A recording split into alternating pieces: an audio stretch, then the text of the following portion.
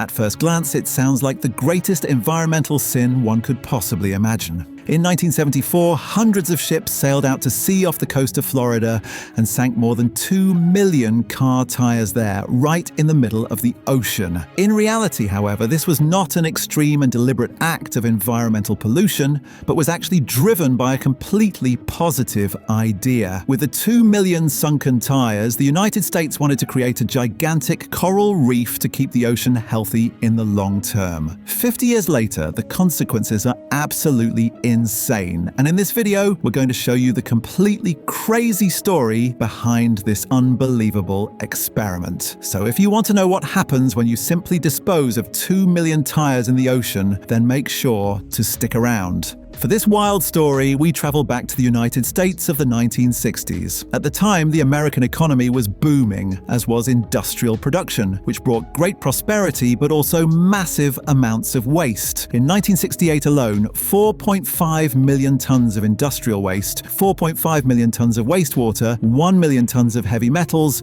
and 100 million tons of plastic were simply dumped into the ocean. And that was not all. Between 1946 and 1970, 55,000 tons of radioactive waste were dumped into the ocean, mainly off the east coast of the United States, without any consideration for the ecological consequences. Although the hippie movement had been drawing attention to the potential effects for quite some time, it was not until 1972 that US President Richard Nixon signed a law telling major industrial companies what they were allowed to dump into the ocean and what they were not. By that point, however, it was already too late in many places, and nature below the surface of the sea had massively lost diversity and abundance. But there was another development taking place in America. In the 1970s, the United States became one of the largest car manufacturers in the world, producing millions of vehicles. As a result, an incredible 170 million tires were manufactured, many of which were either never used at all or discarded after just a few years. Since there were also no major recycling methods at the time, some scientists came up with a very special idea. They wanted to dispose of the tires while simultaneously reviving the so-called Osborne Reef. The Osborne Reef was a coral reef located 2 kilometers off the coast of Fort Lauderdale, Florida, which had shrunk dramatically due to environmental pollution in the preceding years.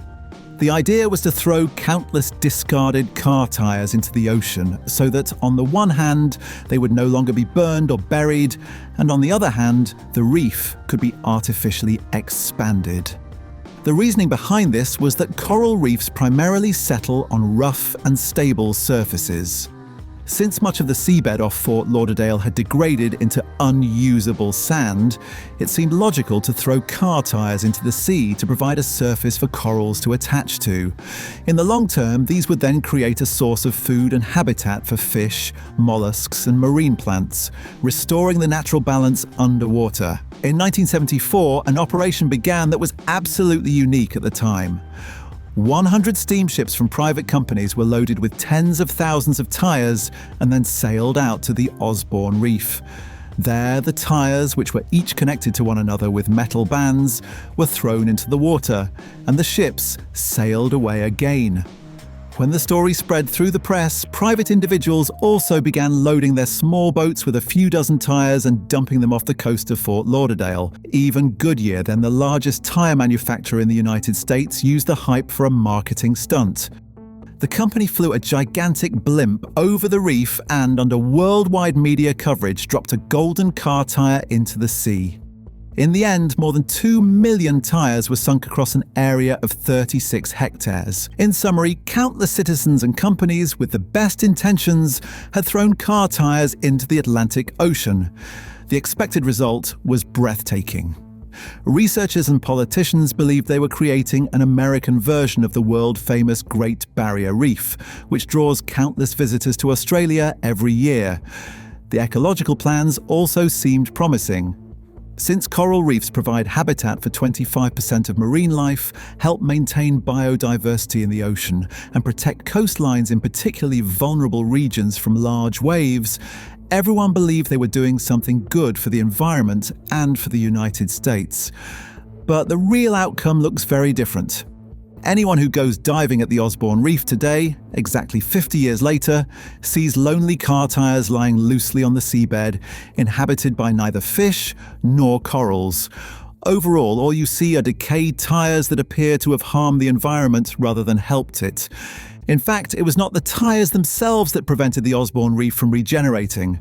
Rather, it was a tiny detail that we briefly mentioned earlier: the metal bands used to sink the tires. On the one hand, they were meant to ensure that the tires would sink faster. On the other hand, they were supposed to hold them together so they would not be scattered across the ocean by currents. But it was precisely this second purpose that failed completely. Since metal is known to rust when exposed to water, the bands gradually crumbled. And because the rusting process progresses 5 times faster in salt water, it took only a few months for the bands to completely dissolve and for the tires to no longer be connected to one another. In addition, the region is frequently hit by tropical cyclones that generate massive waves and strong ocean currents. Since the tires were no longer connected, they were randomly pushed through the water by the swell, creating huge gaps between them. The corals no longer had a surface large enough to settle on. The situation became even worse when Hurricanes Opal in 1995 and Bonnie in 1998 not only devastated large parts of the East Coast, but also washed thousands of tires onto the shores of Florida and North Carolina.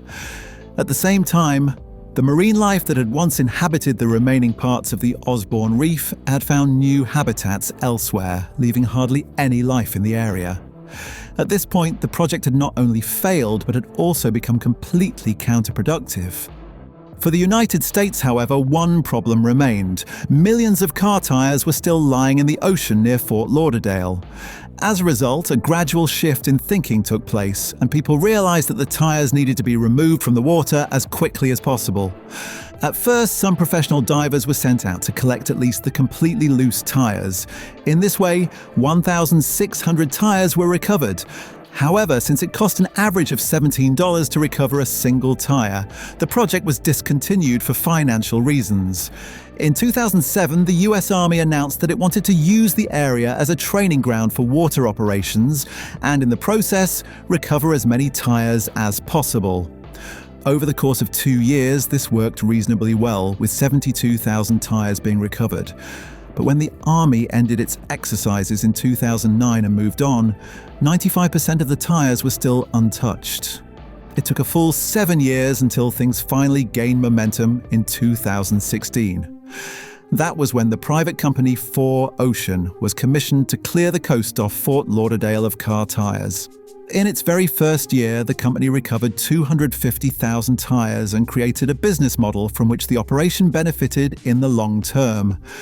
From each recovered tire, the company produced recycled bracelets, which it then sold for $29 each. In this way, 4Ocean not only covered its costs, but also reinvested part of the revenue to recover even more tires, which could then be turned into new bracelets. By 2022, the company had managed to remove 75% of the tires from the water, far exceeding political expectations.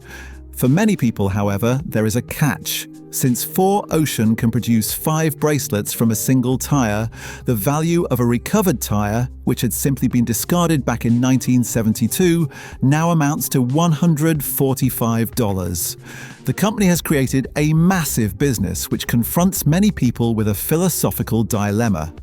That is that environmental protection is only pursued so decisively when companies can make money.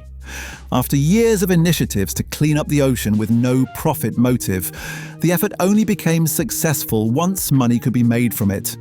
Many therefore even ask themselves, why should humans stop causing ecological disasters if even more money can be made by solving them? Aside from that, it is clear from the example of the Osborne Reef that dumping 2 million car tires into the ocean was not a good idea. However, that doesn't mean artificial coral reefs cannot work. Very close by, near Miami, there is the Neptune Memorial Reef, which was also artificially created. In this case, however, the material mainly consists of special cement and, surprisingly, the ashes of deceased people. In addition, the architecture of the reef is designed to withstand even extreme currents and waves. As you can see, humans can intervene in nature without necessarily destroying it. So, what do you think about this? Was the Osborne Reef project a well-intentioned mistake, or should someone have seen the disaster coming? Drop your thoughts in the comments below. We would love to hear your perspective on this. If you found this story interesting, make sure to subscribe for more incredible stories like this one. Thanks for watching, and we'll see you in the next one.